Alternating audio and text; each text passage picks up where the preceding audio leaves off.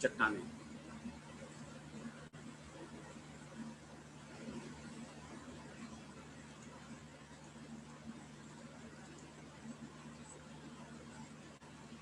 पढ़ के आए हैं आप लोग कुछ? हमने टॉपिक बता रखा था पहले से ही।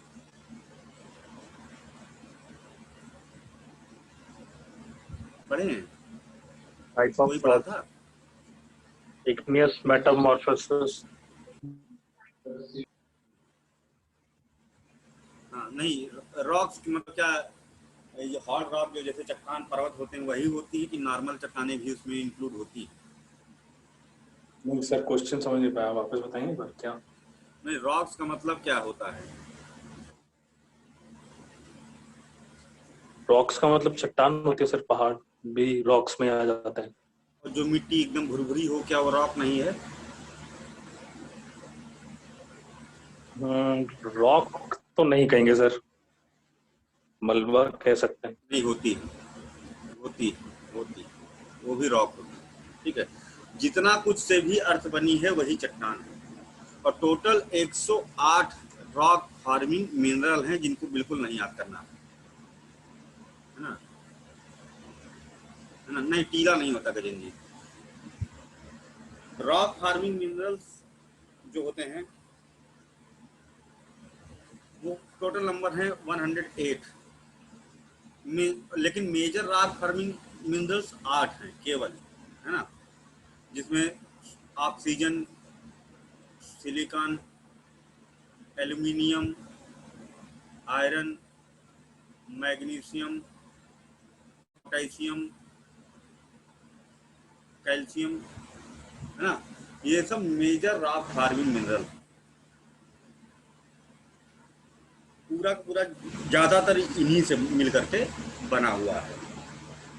यहाँ से भी क्वेश्चन नहीं उठता है, तो बहुत घटिया लेवल के प्रश्न है ना? लेकिन अब ये मिल करके तरह तरह की चट्टानें बनाते हैं, अलग अलग तरह की चट्टानें अपने कंपोजिशन से बनाते हैं।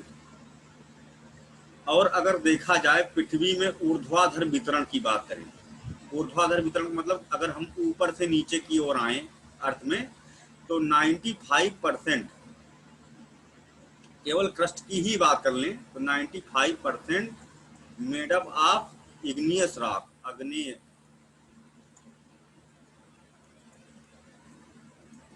शैलों की बनी। ठीक।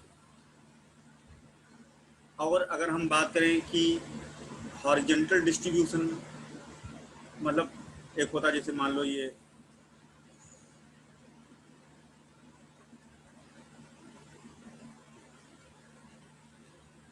ऊपर की परत है, फिर इसको नीचे की तरफ जाओ, तो अगर हम नीचे की तरफ आते हैं तो 95% आग्नेय शैलों की बनी है और 5% में अदर रॉक्स देखने को मिलेंगे। लेकिन अगर हम हॉरिजॉन्टल डिस्ट्रीब्यूशन की बात करें, जिसमें हमारा एक्सेस है, जिसमें हम जाते हैं, है ना, तो ये जो है 80% made up of sedimentary rocks, अवसादी चट्टानों की बनी हुई है, अवसादी चट्टानों की, जिसमें भी अवसादी चट्टानों में भी अगर देखा जाए तो 80%, अगर इसको 80% को हम 100% ले लें, है ना, अवसादी चट्टानों को, मतलब जहां पर आप खड़े हैं, अगर आप जो रास्ते पे जाते हैं, सड़क पे चलते हैं, तो आप हॉरिजेंटली मूव कर रहे हैं। वर्टिकली मूव तब करेंगे जब कुएं में कूद जाएं, जो नहीं करना है ना?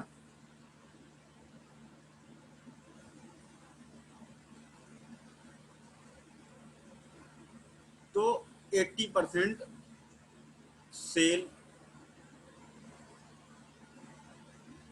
80% सेल की बनी हुई है, 12% सैंड स्टोन और 8% लाइम स्टोन। मेजर कंपोजिशन में इसका देखने को मिलता है। 8% क्या, इसको कर लो 7%, 1% में बाकी है ना, अदर्स।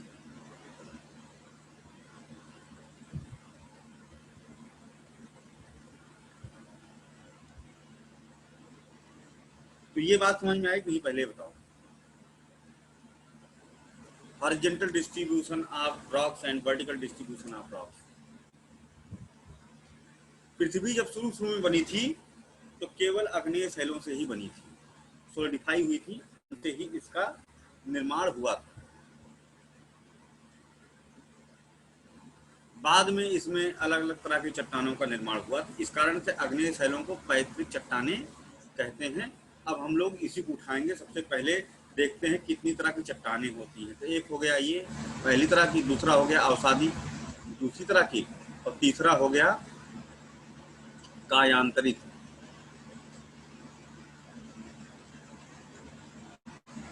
या रूपांतरित शैलें।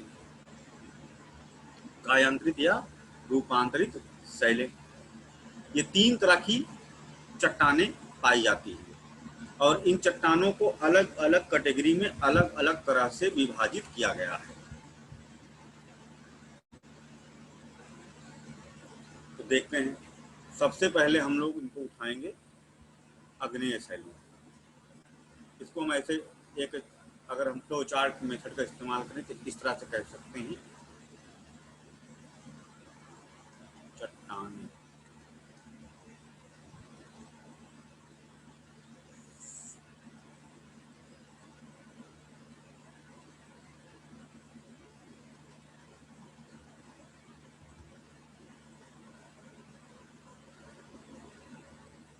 धर्मेंद्र जी क्लास मत लीजिए आप, ठीक है, तबीयत ठीक नहीं है आपकी बिल्कुल।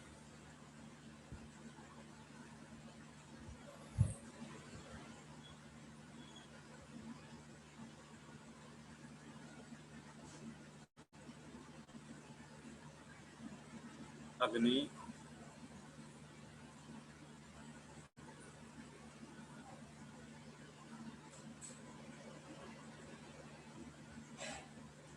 अवसादी कायांतरित या रूपांतरित। आग्नेय शैलों को जो सबसे ज्यादा जो है क्या कहते हैं वितरित हैं ऊर्ध्वाधर वितरण में, इनको 2 प्रकारों में बांटा जा सकता है अवस्थिति के आधार पर।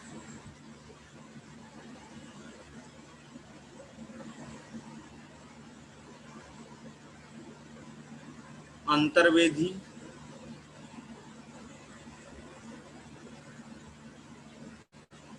और बहिर्वेदी।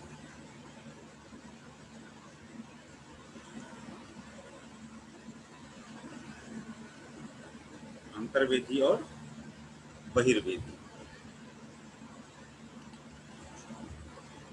अवसादी शैलों को 3 कैटेगरी में बांटा गया है।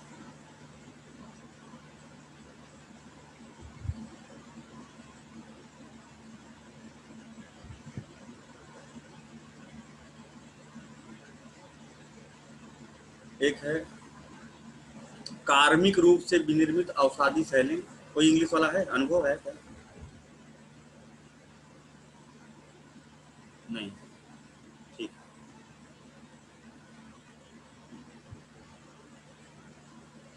कार्मिक रूप से विनिर्मित अवसादी शैलें, डायनेमिकली फार्म्ड मेटामॉर्फिक रॉक्स। दूसरा है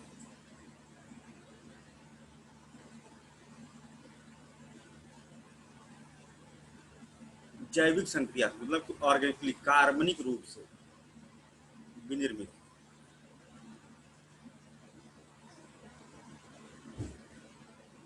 तीसरा है रासायनिक,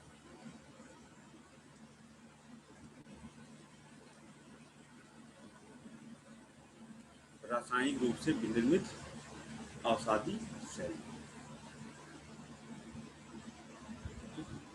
इनको सर जो है हम्म? बनने वाली प्रक्रिया इनके बनने की प्रक्रिया के आधार पे विभाजित किया ना सर, हाँ हाँ निर्माण प्रक्रिया के आधार पे।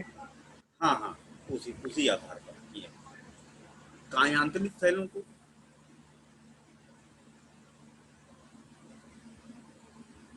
ऊष्मीय कायांतरण,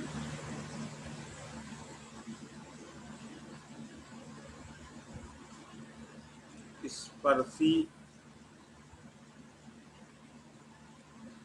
कायांतरण,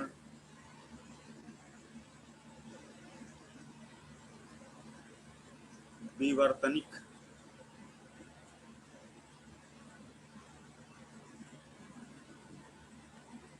कायांतरण, दफनीय कायांतरण, प्रघातीय कायांतरण,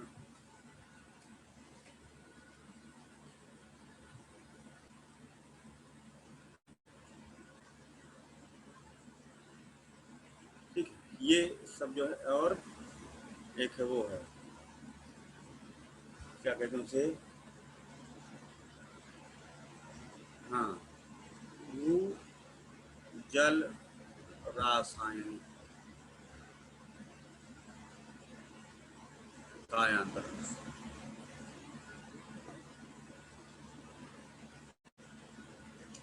फिर जो है अंतर्वेधी अग्नेय शैलों को पुनः दो पार्ट में बांटा गया है।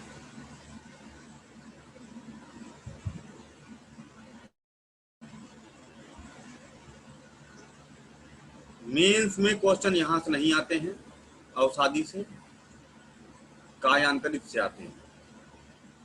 अग्नेय शैलों से मेंस में भी मेंस में क्वेश्चन नहीं आते हैं, ना अवसादी शैलों से मेंस में क्वेश्चन आते हैं, केवल कायांतरित से आते हैं, वो भी बहुत कम आते हैं। ये जो है प्री का ही टॉपिक ज्यादा है देखा जाए तो। सर अंतर्वेधी कायांतरित का अग्नेय शैलें सेकंड दो लास्ट कौन प्रकार सा की। सर? सर कायांतरित का सेकंड लास्ट वाला हाँ? क्या लिखा है सर? कायांतरित में सेकंड लास्ट वाला क्या लिखा है सर? इस स्पर्शी कायांतरण, second last sir, second last स्पर्शी और प्रघाती। प्रधातीय विवर्तनिक, विवर्तनिक। प्रधा प्रधातीय अच्छा कायांतरित। नीचे से, अच्छा प्रघातीय, प्रघातीय कायांतरण, प्रघातीय। सबसे ओके तेज जो है राख बदलती है इसी में। जैसे कोई मतलब कि विद इन सेकेंड के 10वें भाग में ही कायांतरण हो जाता है, बहुत ही तेज कायांतरण होता है। जब कोई बहुत तेज उल्का पिंड आकर के टकराता है तो इतना ज्यादा प्रेशर वो सेकंड के 100वें हिस्से में दे देता है कि बहुत ही तेजी से कायांतरण हो जाता है। ठीक है? अब जो है हम लोग आते हैं अंतर्वेधी अग्नेय शैलों के दो प्रकार। एक है जिसे कहते हैं हाइपोबिसल इंट्रूसिव इग्नियस रॉक्स, मतलब अधिवितलीय, अधिवितलीय अंतर्वेधी अग्नेय शैल। दूसरा है प्लूटोनिक या पातालीय,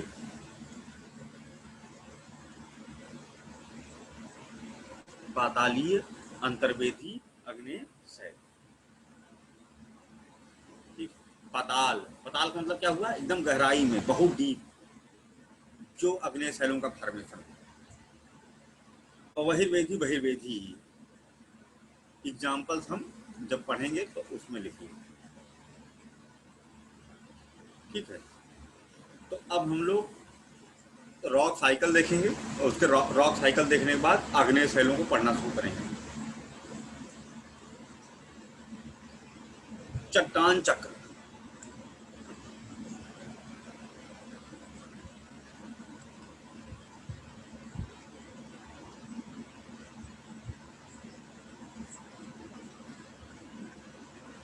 सबसे पहले जो चट्टान बनी जब पृथ्वी सूर्य से अलग हुई और सॉलिडिफाइड हुई तो केवल एक ही प्रकार की चट्टान थी, और वो थी आग्नेय सेल।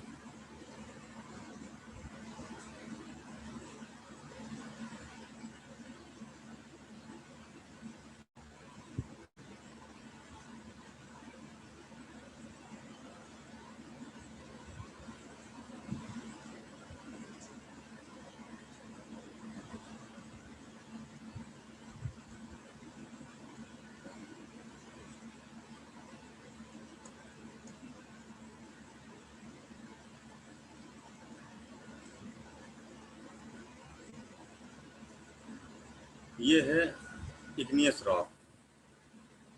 सबसे पहले जिसे पैटर्न कहते हैं, पैतृक, क्योंकि सबसे पहले यही वाली चट्टानें थी,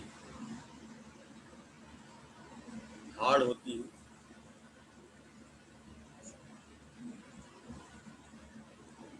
अब इनकी विशेषताएं देखें बाद में।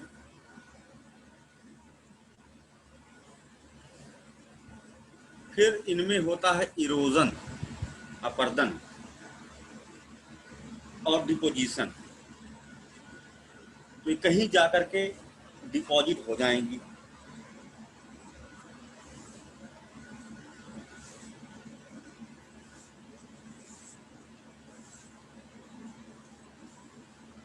मान लो यहाँ पर आकर के डिपॉजिट हो गई,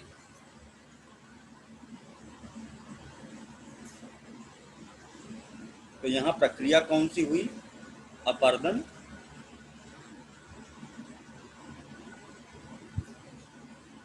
एवं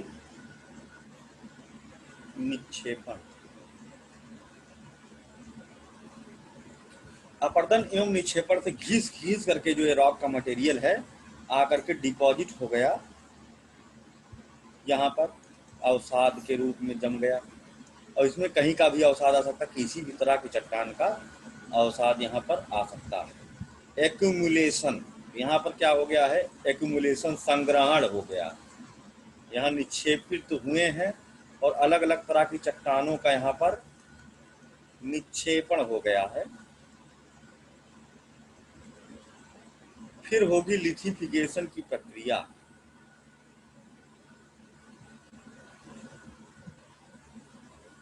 लिथिफिकेशन, भू पटलीकरण,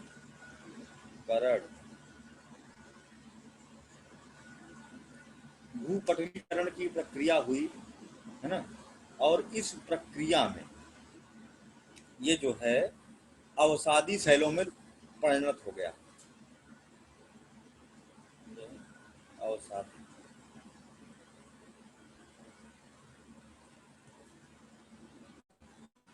परतदार चट्टानें, लेयर बाई लेयर इसमें जमी रहती हैं, है ना, अलग अलग लेयर।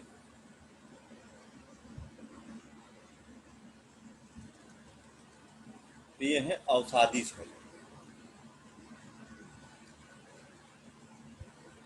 अगर अवसादी सेलें दब जाएं, है ना, ये दब गई मान लो गहराई में, प्लेट विवर्तन के कारण या किसी कारण काफी अधिक गहराई में दब गई, तो ये हो जाएंगी, पिघल जाएंगी। जैसे मैंने बताया ना, प्लेट जाती है तो पिघल जाती है, तो ये पिघल जाएंगी। और पिघलने का मतलब प्रगलन,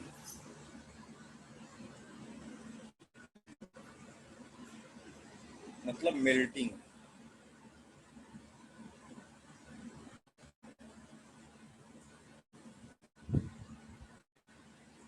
मेल्टिंग की प्रक्रिया हो गई, प्रगलन, और उससे ये पिघल करके फिर से आग्नेय शैल बन जाएगी। ठीक, चलो ठीक है। अब इधर देखते हैं।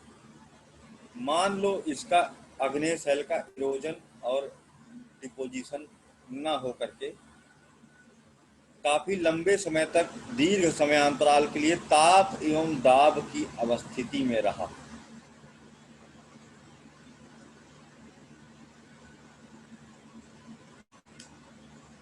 ताप एवं दाब की अवस्थिति में दीर्घ समयांतराल तक रहा। ऐसा ताप और दाब जिसमें वो पिघले नहीं पिघलेगा तो अग्नेय बन जाएगा।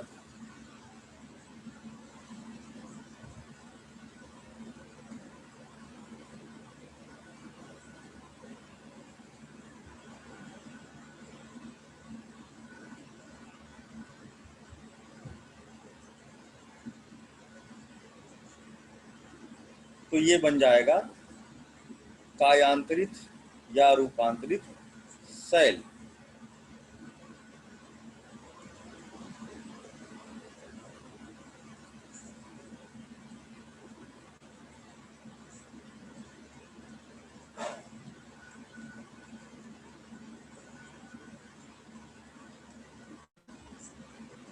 में तब्दील हो जाएगा। अगर ये खुद पिघल गई, दब गई, तापमान बढ़ गया, है ना, इतनी गहराई में प्लेट विवर्तन के कारण या किसी कारण से प्रगलन,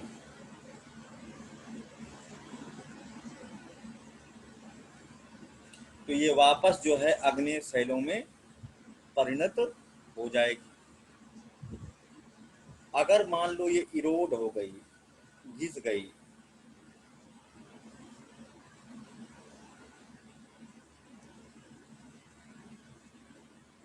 अपर्दन एवं एक मिनट सॉरी,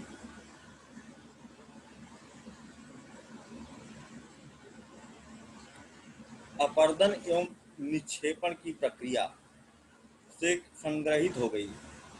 इसीलिए अवसादी शैलों में अवसादी शैलें भी होती हैं, अग्नेय शैलें भी होती हैं, कायांतरित या रूपांतरित शैलों के भी पार्टिकल उसमें पाए जाते हैं, लेकिन इनकी जो समेकित विशेषता होती है वो अलग होती है। सेम यही बात अपर्दन एवं निक्षेपण।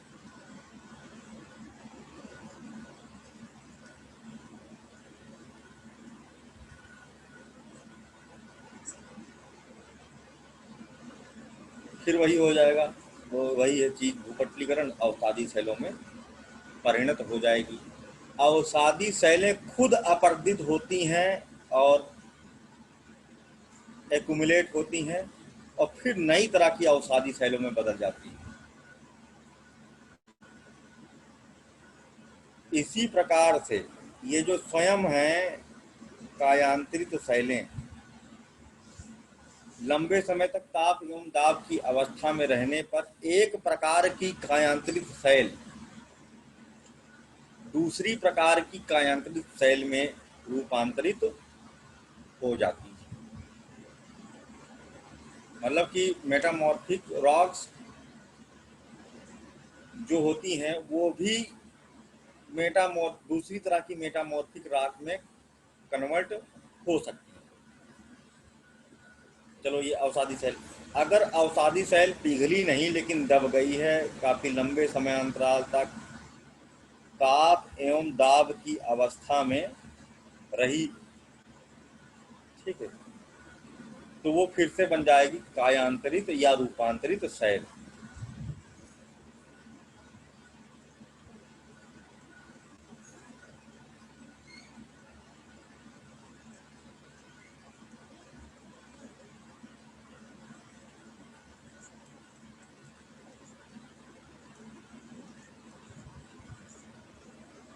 ताप एवं दाब की अवस्था में रहने पर ये पुनः जो है कायांतरित या रूपांतरित शैलों में परिणत हो जाती हैं और इस तरह से ये रॉक साइकिल कंप्लीट होती है, जिसमें एक प्रकार की चट्टान दूसरी प्रकार की चट्टान में परिणत होती रहती है।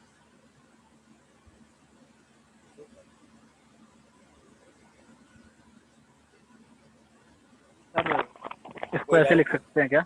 जी सर, इसमें आग्नेय शैल के सर ऐसे लिख सकते हैं ना सर कि ताप एवं दाब में रहने से सर इनका जो स्ट्रक्चर है वो चेंज हो जाता है, उन्हीं को कायांतरित शैल कहते हैं। यही सही है।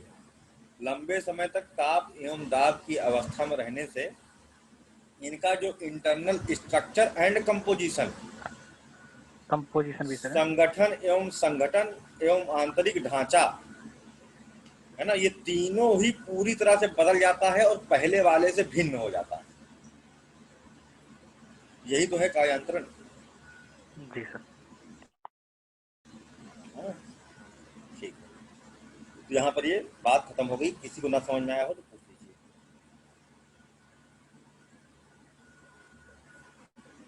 सबको आ गया?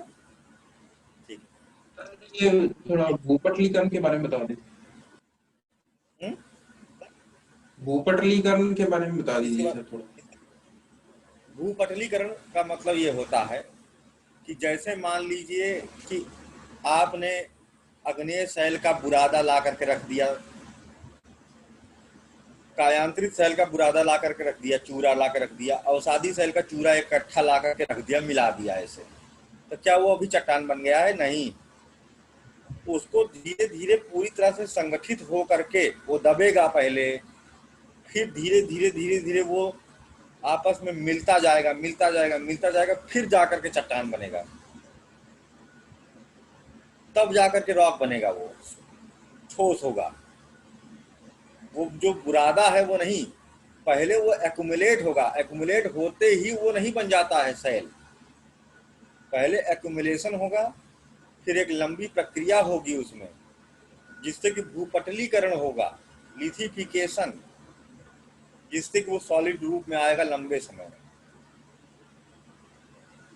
ठीक है, जैसे कि आप एक क्या कहते हैं, तो हल्के से पानी में डाल दीजिए, चौक डाल दीजिए, मिट्टी डाल दीजिए, कोयला डाल दीजिए, सब उसी में डिपॉजिट कर दीजिए, अभी वो चट्टान नहीं है।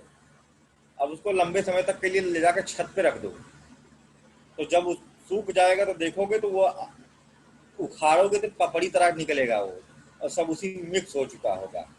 ये है भूपटलीकरण। ऐसा नहीं कि सीधे डाले और तुरंत तुरंत ही बन गया वो अवसादी सेल। कई जगहों पर सीधे डायरेक्ट दिखाया गया है एरो, लेकिन वो गड़बड़। ये तुरंत हो जाता है ये वाला, लेकिन ये वाला होने में समय लगता है।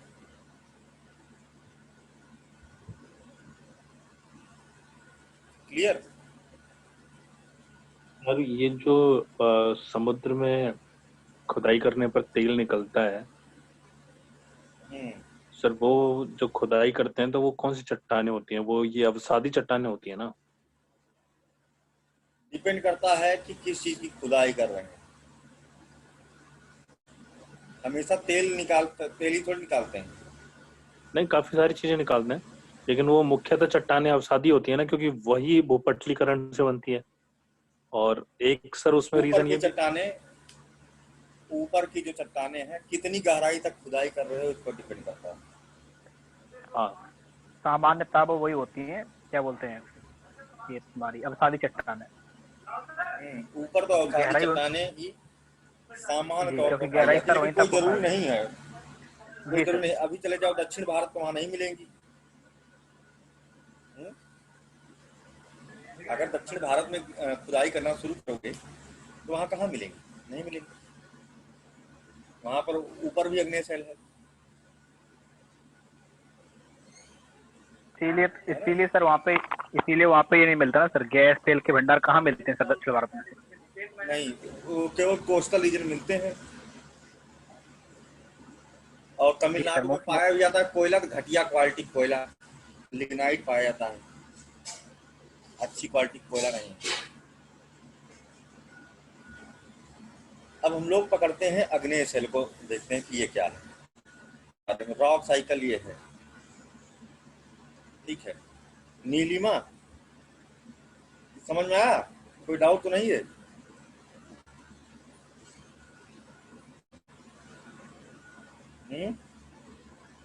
कोई डाउट है? नहीं? अरे बोलो तो कुछ पूछे।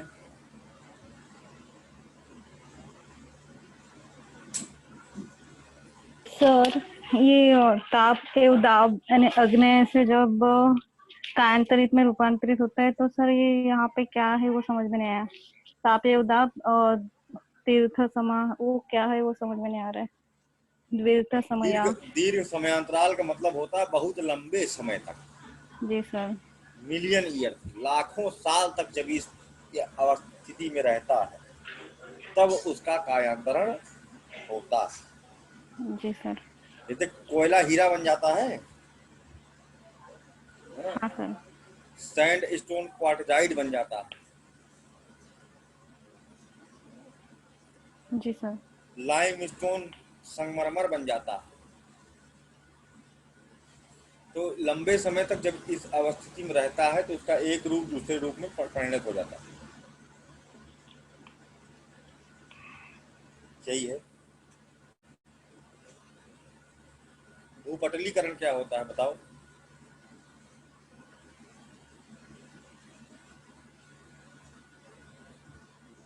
हम्म? भूपटलीकरण क्या होता है?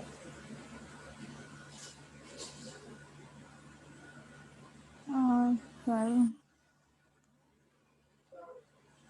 हम्म? क्या होता है सानिया? भूपटलीकरण क्या होता है? Yes sir. सर जो ये बहुत सारा अवसाद इकट्ठा हो जाता है और ताप के बाद सर जो सेल बनते हैं वो भूपटली के कारण बनती है।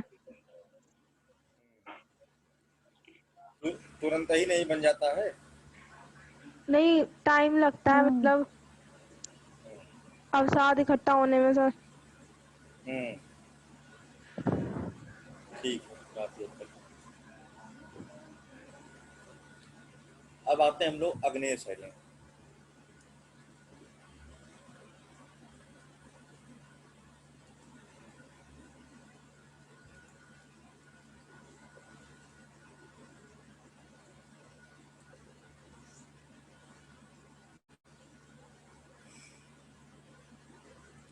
Igneous rocks. अग्नेय शैलें जो होती हैं ये क्या कहलाती हैं, इनकी विशेषताओं पर अगर हम पहले ध्यान दें तो सबसे पहली बात तो अगर हम ऊपर से केवल 16 किलोमीटर तक की गहराई पर चले जाएं तो पृथ्वी की भूपर्पाटी 95% अग्नेय शैलों की बनी हुई है, जिसके ऊपर अवसादी शैल की एक महीन परत होती है बस। ठीक है। फेल्सिक और मैफिक ये भी दो प्रकार की होती हैं। हाँ। फेल्सिक जो होती हैं हल्के रंग की होती हैं, हल्की होती हैं, ठीक है, और धात्विक खनिजों की कमी होती है, जैसे फेल्डस्पर। वहीं पर जो मैफिक होती है ना, उसमें मैग्नीशियम की प्रधानता होती है, ज़्यादा गहरे रंग की होती हैं और अधिक भारी होती हैं, धात्विक पदार्थों की अधिकता होती है। तो ये हो गया फेल्सिक और मैफिक, एक दूसरे का ठीक अपोजिट होती हैं। और अगर अब हम लोग देखें कि इनकी और विशेषताओं में क्या है, तो सबसे पहली विशेषता है कि ये कठोर चट्टानें होती हैं।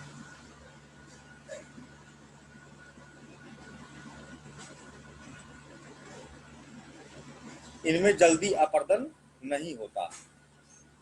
इस कारण से जो सिंहभूम जिला है झारखंड का, वहाँ पर अवसादी शैलें इरोड हो गई, लेकिन जो डाइक निकले हुए थे, जो अग्नेय शैलों की बनी हुई चट्टानें थी, वो वैसी की वैसे रह गईं। उनमें तुलनात्मक रूप से अपरदन कम हुआ, तो खड़ी दीवालों की तरह दिखाई देती रहती हैं। 2014 के एसएससी ने पूछा था एक प्रश्न, सोचो, एसएससी स्तर का प्रश्न, थोड़ा सा भारी था एसएससी के स्तर से, है ना, लेकिन था क्वेश्चन बढ़िया। दूसरी, these are non fossil ferrous rocks, ये जीवाश्महीन चट्टानें होती हैं। जब इन चट्टानों का फॉर्मेशन हुआ था तब जीवाश्म नहीं पाए जाते थे, ठीक है, जीवाश्महीन चट्टानें होती हैं। तीसरा, ये रंध्रहीन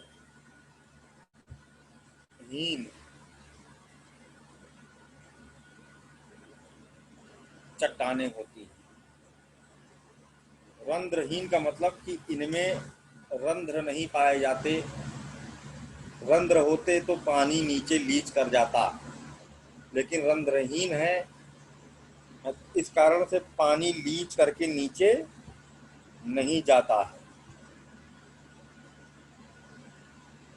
ठीक है, यानी कि इनकी जल धारण करने की क्षमता अधिक होती है, लेकिन जल निच्छालन की क्षमता बहुत कम होती है।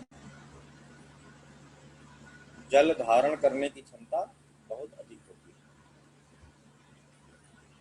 ये जो है पानी को होल्ड करके रख लेती है ऊपर।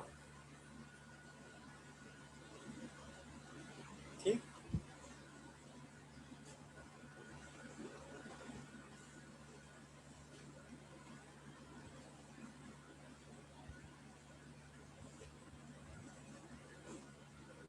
अर्थात सर इसका ये कह सकते हैं कि सर इसमें से पानी पार नहीं कर सकता सर।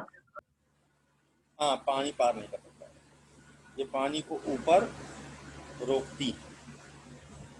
जबकि अवसादी शैलें होती हैं सरंध्रीय चट्टानें, जिनमें कि पानी नीचे चला। ये सब ऑप्शन में रख देता है, जितना बता रहा हूँ ये सब इनकी विशेषताओं में ऑप्शन में रख लेता है। मतलब कि वाटर परकोलेटिंग कैपेसिटी इसकी बहुत कमजोर होती है, जल निच्छालन की क्षमता इसकी बहुत कम होती है। तो ये इनकी मुख्य विशेषताएं थी। ठीक है,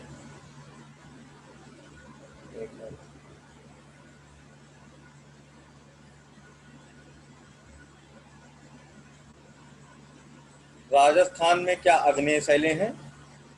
यस सर, मुख्यतः आग्नेय शैलें। इधर किस साइड में?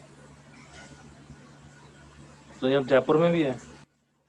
अरावली जहां तक है हम्म। ना, अरावली क्योंकि खुद ही बना था ना बहुत पुराने समय में, तो इस कारण से जहां तक अरावली वाला क्षेत्र है, जयपुर वगैरह उसी में आता है, वहां पर आग्नेय शैलों का प्रधानता देखी जाती है। और वहां पर एक नक्की और लूनार झीलें भी हैं, जो ज्वालामुखी अपरदन से बने क्रेटर की झीलें।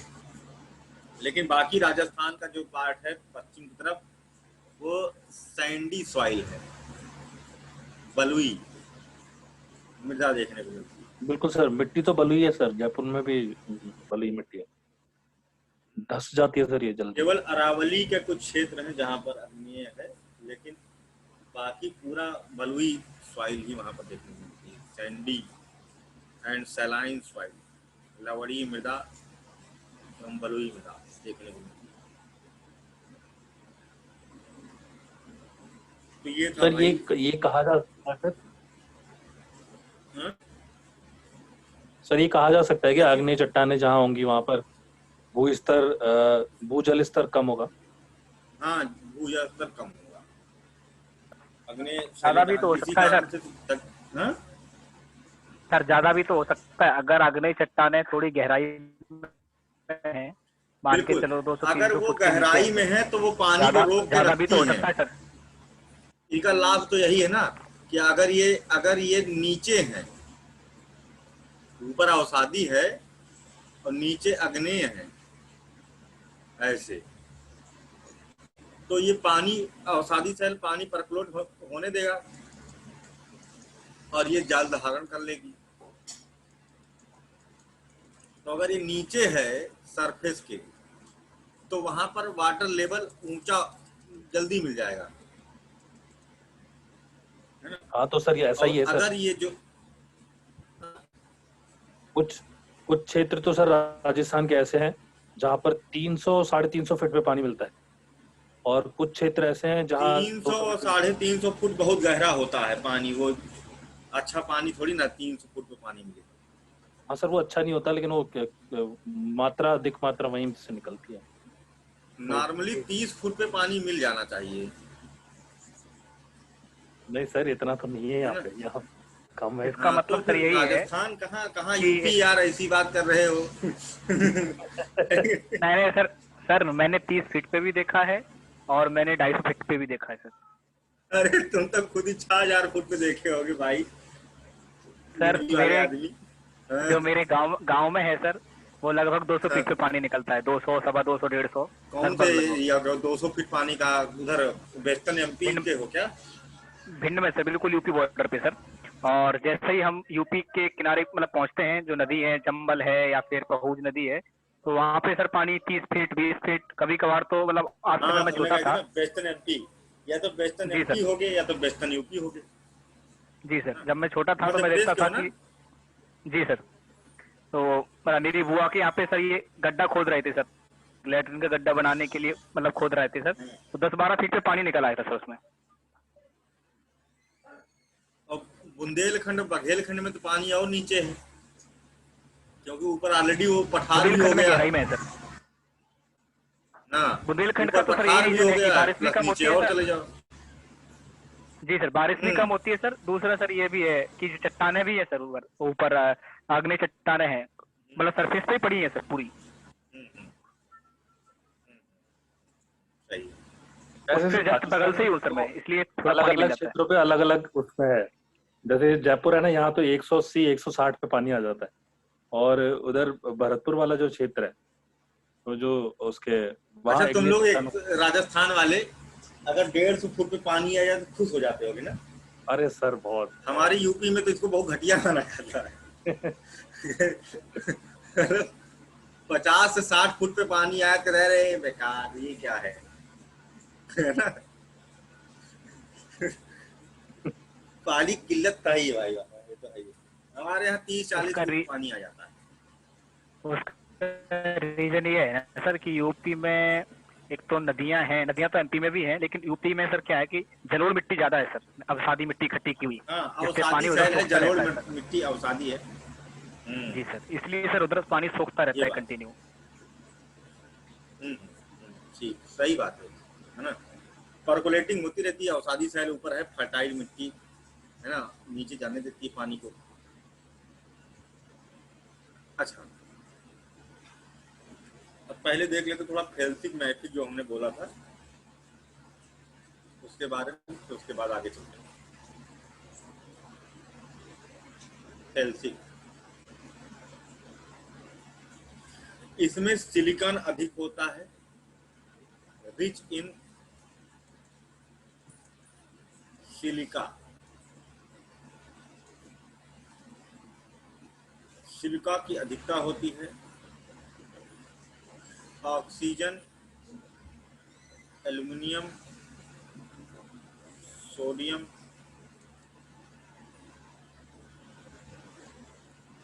और पोटेशियम। ठीक, इनकी अधिकता होती है। तो इसमें क्या हमें धात्विक खनिज दिखाई दिए? नहीं दिखाई दिए, कम है।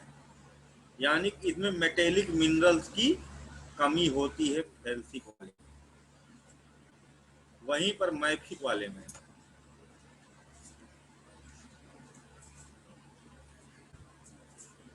ये मेटेलिक मिनरल इसमें इसी कलर से, इसका कलर क्या होता है? हल्का होता है, और इसका भार भी हल्का होता है। ठीक है। वहीं पर जो मैफिक है उसमें मेटेलिक मिनरल की अधिकता होती है, जैसे मैग्नीशियम एंड आयरन।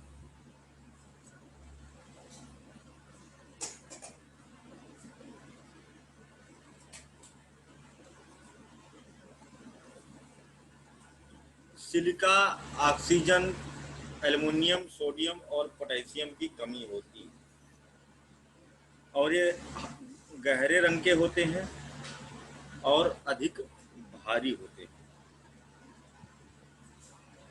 ठीक। अगर मैग्नीशियम की मात्रा बहुत अधिक हो जाए तो इसे अल्ट्रामैफिक कहते हैं। अब हम लोग आते हैं इंट्रूसिव और एक्सट्रूसिव वाला, देख लेते हैं इनका क्या मसला है।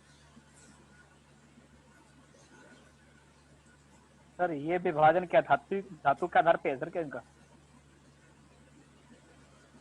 मेटेलिक मिनरल अगर ज्यादा है तो मैफिक है। सिलिका ऑक्सीजन मतलब सिलिकॉन डाइऑक्साइड, एल्युमिनियम ऑक्साइड, ये सब ज्यादा हैं। पोटेशियम, ये सब मेटेलिक मिनरल तो है नहीं, तो इसे कहते हैं फेल्सिक।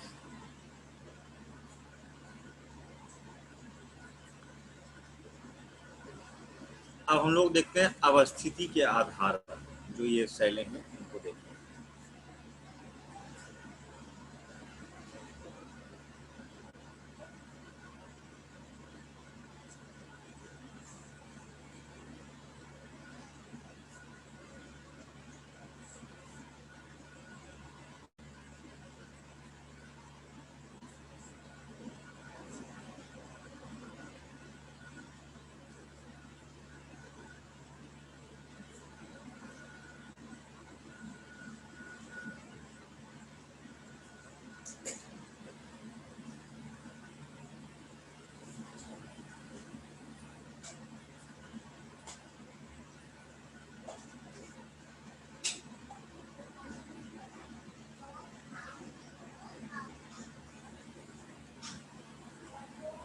अब इसको मान लीजिए कि ये ऊपर वाला जो पार्ट है ऊपरी भूपर पार्टी है,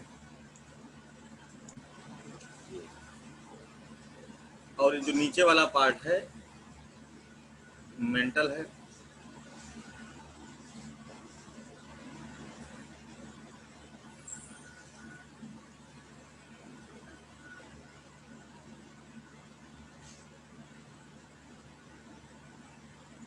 और ये मैग्मा चैम्बर है।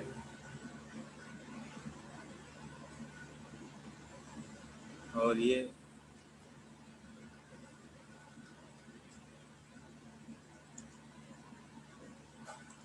हो गई क्रस्ट यानी भूपर पार्टी।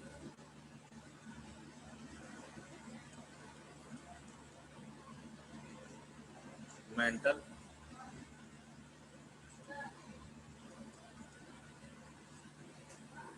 और ये हो गई मैग्मा गृह, मैग्मा चैम्बर यानी बाह्य।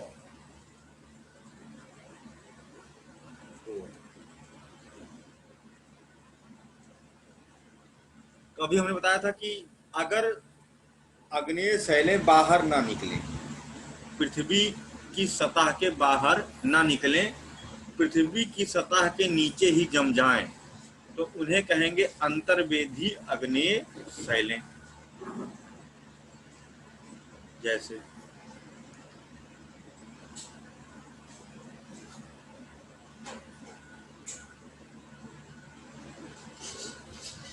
एक होगा बहुत अधिक गहराई में, ठीक बाह्यपोर के ऊपर, मैग्मा चैम्बर के ठीक ऊपर अगर वो जम जाए, उठा, और मैग्मा चैम्बर के ठीक ऊपर ही बहुत ही विस्तृत क्षेत्र में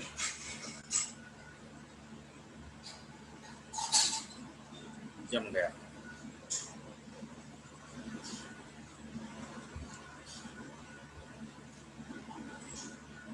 ऐसे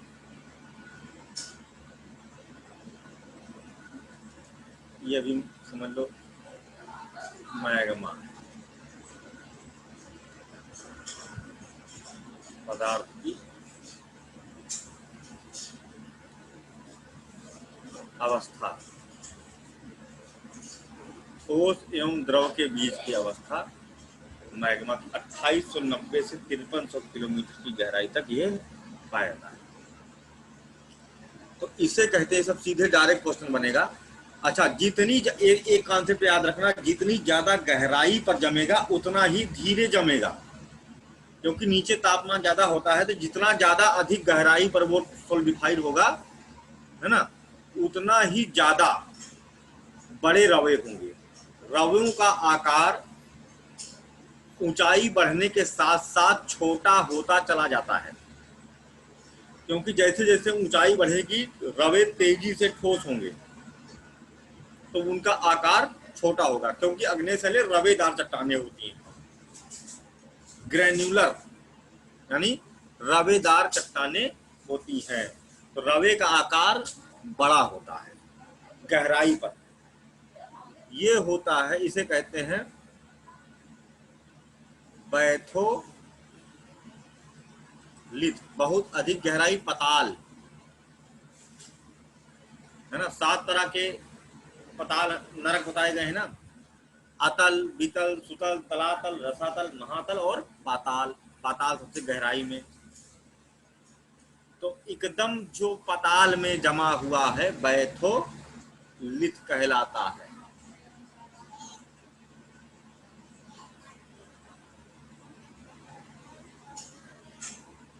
बैथोलिथ। अब जो है, अगर मान लो यहाँ जमा नहीं, यहाँ से ऊपर जाता चला गया, है ना, यहाँ पर नहीं जमा, यानी कि आकर के ऊपरी भूपर्पाटी के नीचे और निचली भूपर्पाटी के ऊपर जम जाए, यानी भूपर्पाटी में जम जाए, तो उसे कहते हैं अधिवितलीय। हमने कहा अतल, अतल के नीचे वितल, ऊपरी भूपर्पाटी अतल, निचली भूपर्पाटी वितल। वितल के आधे भाग में आकर के जम गई तो अधिवितलीय नाम दे दिया। और इसका प्लूटोनिक, प्लूटो यमलोक के राजा, यमराज नरक के राजा, और नीचे क्या है, पाताल के राजा, ऐसे नाम बन गया इसका ग्रीक भाषा का। मान लो यहाँ, अच्छा, संसार का सबसे बड़ा बैथोलिथ है कोस्ट रेंज बैथोलिथ, कनाडा के पश्चिमी तट पर। कोस्ट रेंज बैथोलिथ, कनाडा, है ना। और दूसरे नंबर पर है अलास्का का इदाहो बैथोलिथ। सबसे बड़ा संसार का बैथोलिथ है कोस्ट रेंज, और दूसरा सबसे बड़ा अलास्का का इदाहो बैथोलिथ है। चलो ठीक है। अगर इनका आकार ही पूछा जाता है, अगर ये मान लो यहाँ पर बैथोलिथ ना बन करके सीधे नीचे से उठता चला आया और आ करके ये गोल गुंबदाकार आकृति में जम गया,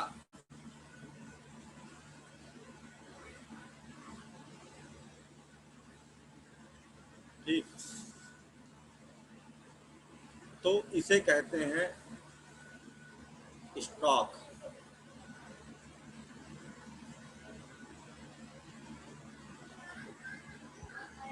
स्टॉक कहलाता है। ये डोम शेप्ड प्लेट्यूज का निर्माण करता है, यहाँ जगह फूल जाएगी। मिनरल स्टोर, जिन्हें पठार वाला चैप्टर पढ़े थे ना, बताया था उसमें हमने ये बात, क्योंकि इनमें मेटेलिक मिनरल बहुत बड़े पैमाने पर पाए जाते हैं, आग्नेय शैल है, तो इस कारण से ये क्षेत्र मिनरल स्टोर होते हैं। चलो ठीक है। अगली बात, अगर मान लो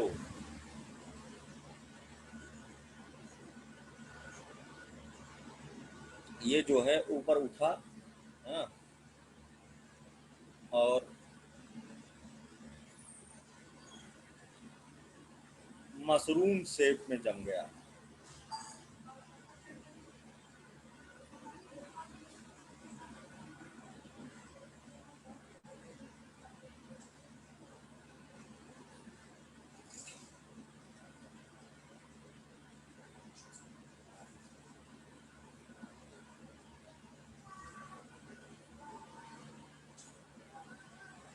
मशरूम की आकृति में जम गया, ऐसे अम्ब्रेला शेप कह सकते हो।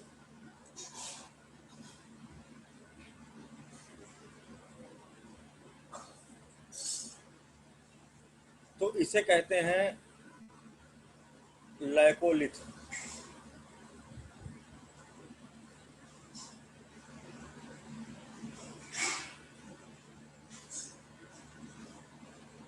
सब अंतर्वेदी है, लेकिन ये वाली अधिवितलीय है।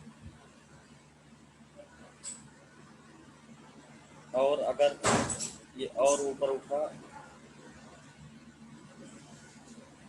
तस्तरी नुमा आकृति में जम गया।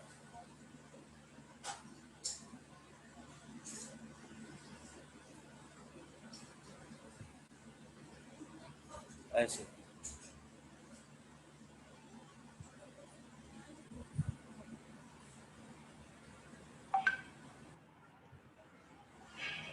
तस्तरी नुमा आकृति में जम गया, तो इसे कहते हैं लाइपोलिथ। ये कहलाएगा लाइपोलिथ।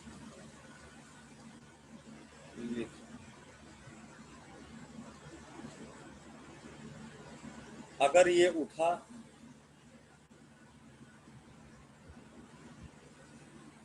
लहरदार आकृति में जम गया,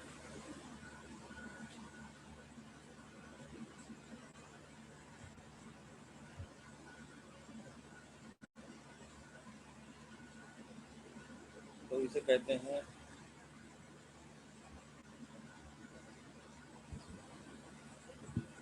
हाइपोलिथ।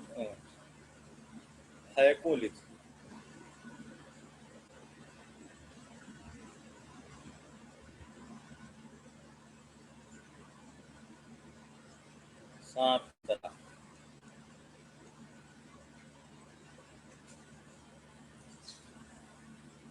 अगर ये आया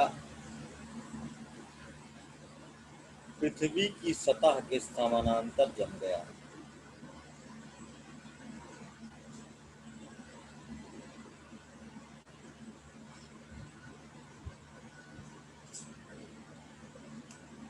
parallel to the surface of अर्थ,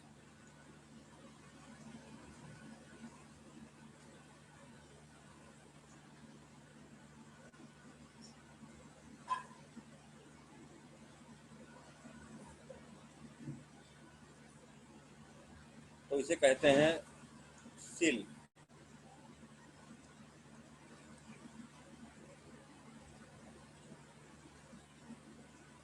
अगर इसी सिल की मोटाई 100 मीटर से कम हो,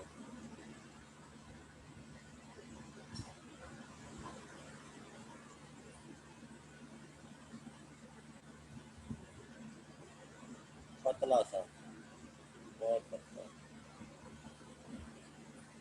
100 मीटर से भी कम हो इसकी मोटाई, तो इसे कहते हैं शीट।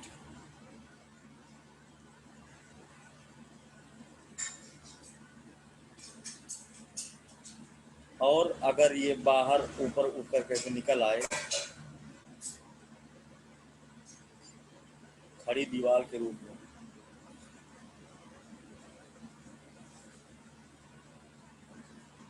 ऐसे सीधे उड़ करके बाहर निकल आए,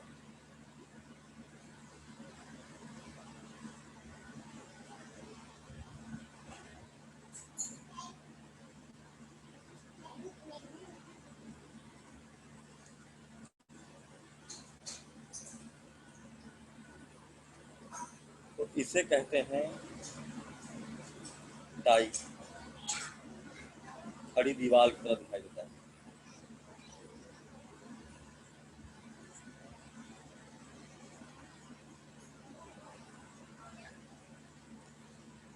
जो एसएससी ने प्रश्न पूछा था, ये डाई के बारे में पूछा था कि सिंहभूम में बहुतेरी खड़ी दीवारें दिखाई देती हैं जबकि अगल बगल की जमीन का अपरदन हो जाता है, इसका प्रमुख कारण क्या है? तो उसमें उत्तर था ये क्योंकि वे खड़ी दीवारें अंतर्वेदी आग्नेय शैलों की बनी होती हैं और आग्नेय शैलों में अपरदन बहुत मंद होता है।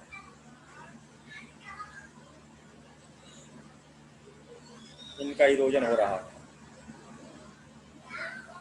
अगर इनका इरोजन हो गया तो क्योंकि इनका इरोजन नहीं होगा जल्दी, हार्ड रॉक की बनी हुई है ना,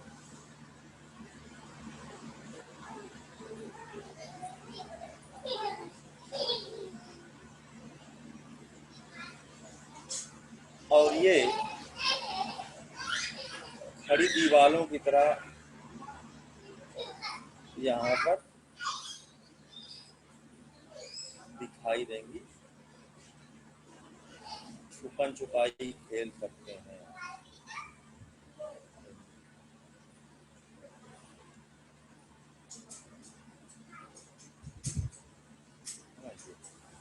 ये है डाइक कहलाता है।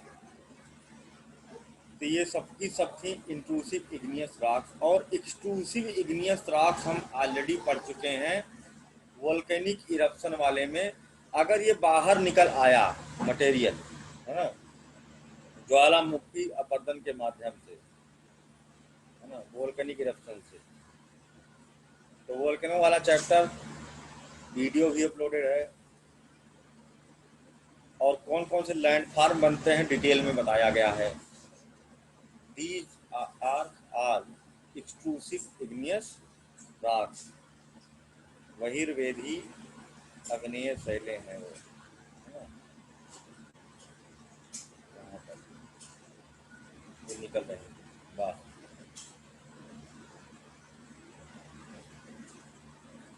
कभी कभी क्या होता है कि ये जो पार्ट है इरोड हो जाता है,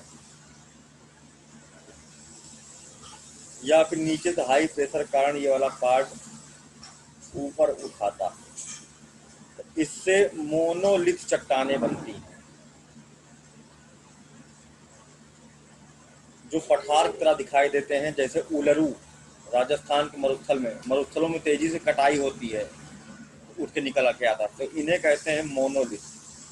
पहले होती है अंतर्वेदी, बाद में हो जाती है बहिर्वेदी। ठोस होती है नीचे, लेकिन बाद में एक्सपोज हो जाती हैं because of erosion and uplifting earth के सरफेस के ऊपर, तो इन्हें कहते हैं मोनोलिथ, पठार। जैसे उलरू जो रंग बदलता रहता है, तब यही मोनोलिथ कहलाने लगता है। तो यहाँ पर जाकर के हम लोगों ने ये आज अग्नेय शैलों वाला खत्म कर लिया है। कुछ एग्जाम्पल इनका आप नोट कर सकते हैं कि इंट्रूसिव और एक्सट्रूसिव के एग्जाम्पल कौन कौन से हैं, है ना। और उसके बाद कल हम लोग सेडिमेंट्री और मेटामॉर्फिक पढ़ेंगे।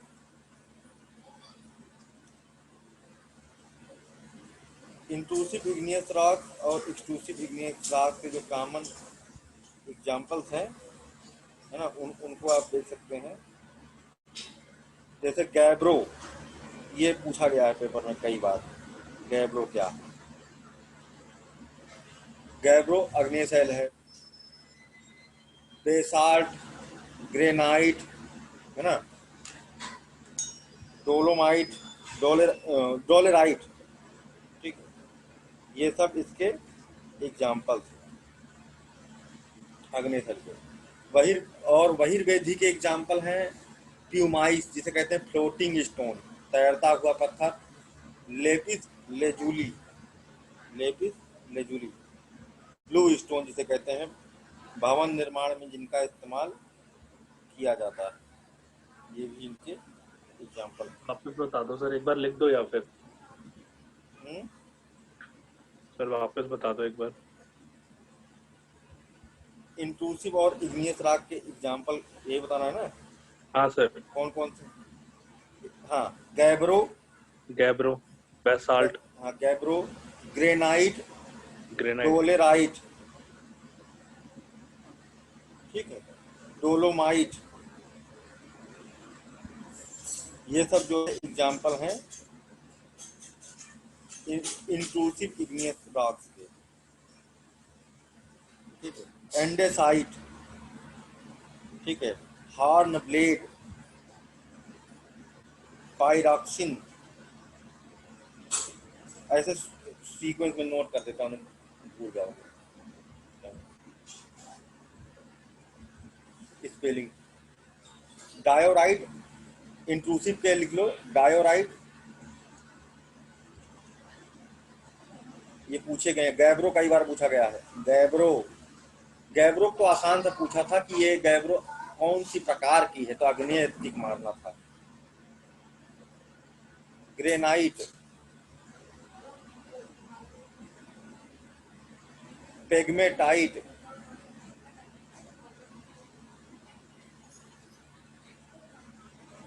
पेरिडोटाइट,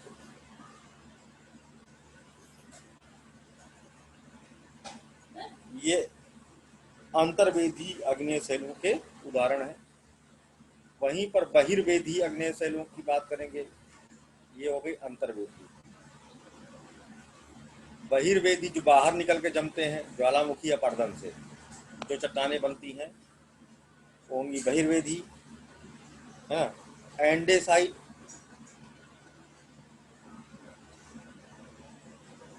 बैसाल्ट, डेसाइट, ऑब्सीडियन पूछा गया है,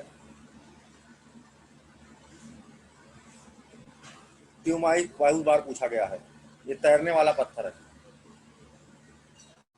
रायोलाइट, रायोलाइट, स्कोरिया,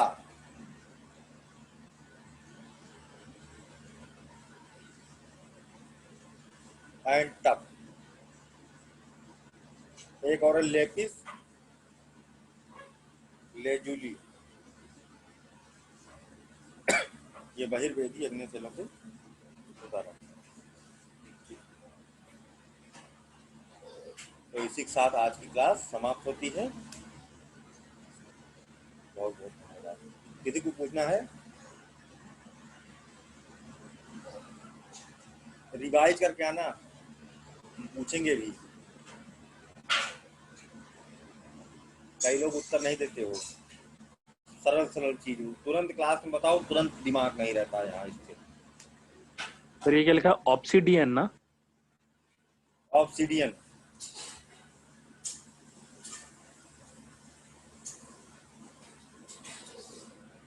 सर हमेशा आता है सर इसमें से एक इसी प्रश्न। में से आएगा जो आएगा, बाहर से कुछ नहीं आता। हाँ सर आता इसी में से है, पर वो जो आपने बताया ना तभी मैंने देखा था क्वेश्चन, इसलिए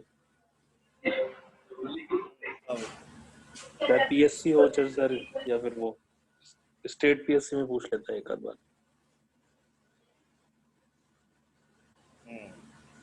चलिए ठीक है। शुभरात्रि। आसनों वाले आ जाए 10 मिनट बाद।